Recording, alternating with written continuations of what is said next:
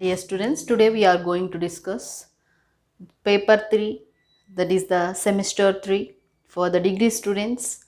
That is the first chapter we are going to discuss. Already I have discussed the excretion, osmoregulation, all these chapters are already covered.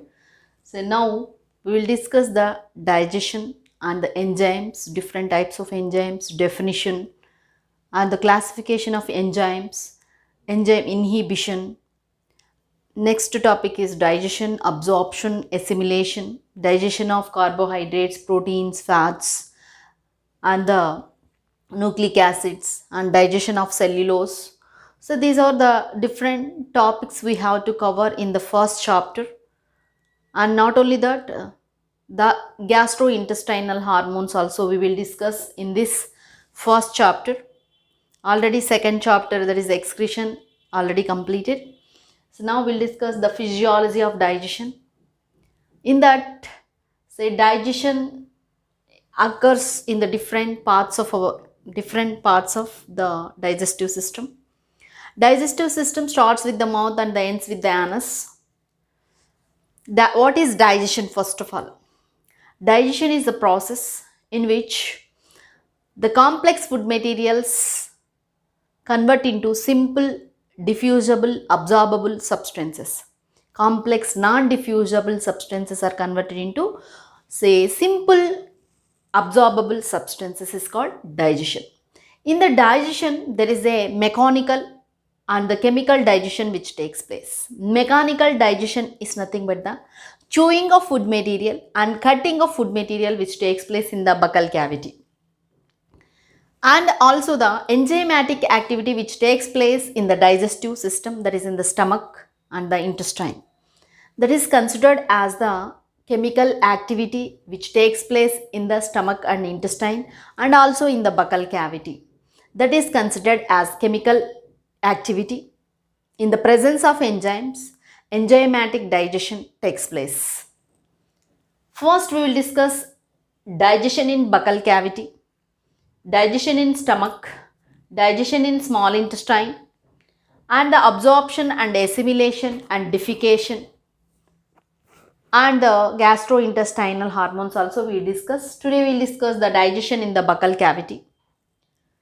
In the buccal cavity, the food material we take through the mouth. In the buccal cavity is nothing but the way the teeth and the tongue are located. Here the mechanical and the chemical digestion which takes place. Enzymatic activity also takes place in the buccal cavity. Here the mechanical activity, the chewing of food material, the food material which mix up with the saliva, and formation of a bolus in the buccal cavity which takes place in the buccal cavity. That is considered as the mechanical activity. And in the chemical activity there is an equation for this. We are taking the food material that is in the form of polysaccharide, that is the starch, which is converted into disaccharide. In the presence of enzyme, starch, we are taking the food material in the form of a polysaccharide, starch which is converted into a disaccharide, that is the maltose. In the presence of enzyme, salivary amylase enzyme action which takes place in the buccal cavity. And the enzyme, the lysozyme, which is useful for killing bacteria. Lysozyme is the enzyme also present in the buccal cavity which is useful for killing bacteria. Starch is a polysaccharide and maltose is a disaccharide. In the physiological chemistry, I have given information to you, my dear students, in the paper 5. That is the different types of carbohydrates already I have discussed. Starch is a polysaccharide, maltose is a disaccharide. Polysaccharide which is converted into disaccharide. These disaccharides which are digested in the intestine.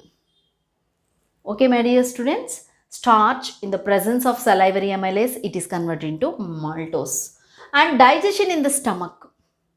In the stomach, especially there is a formation of chyme takes place, partially digested food because of the 4 to 5 hours which is present in the stomach, the food material which is present in the stomach nearly 4 to 5 hours, because of the enzymatic action, different types of enzymes acts on food material and they converts into the proteins which are converted into proteases and the peptones. In the presence of the enzyme pepsin, renin and also HCl also present. In the presence of HCl, the pepsinogen is converted into pepsin. Actually, the pepsinogen is an inactive enzyme. In the presence of HCl, pepsinogen is converted into pepsin in the presence of HCl.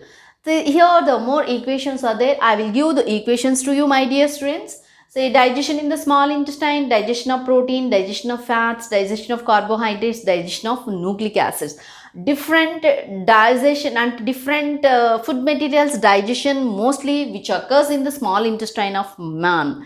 Here we have to discuss as a degree student digestion of carbohydrates which takes place in the buccal cavity as well as in the small intestine. Which type of digestion takes place in the small intestine?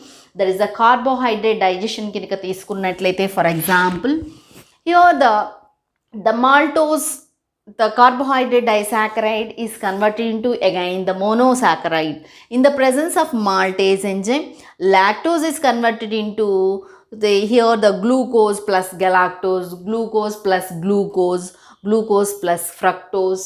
So these are all the different types of enzymes, lactase, maltase, sucrase are the enzymes present in the small intestine of man. The carbohydrate digestion takes place in the buccal cavity and in the small intestine, my dear students. If they ask you, explain about the carbohydrate digestion. The digestion of carbohydrates which takes place in the buccal cavity as well as in the small intestine, and the digestion of proteins, if you take the digestion of proteins which takes place in the stomach as well as in the small intestine. Only the digestion of nucleic acids and the fats digestion takes place only in the small intestine. So there are no parts of digestive system, the fats digestion and the nucleic acid digestion which doesn't takes place in the other parts of digestive system.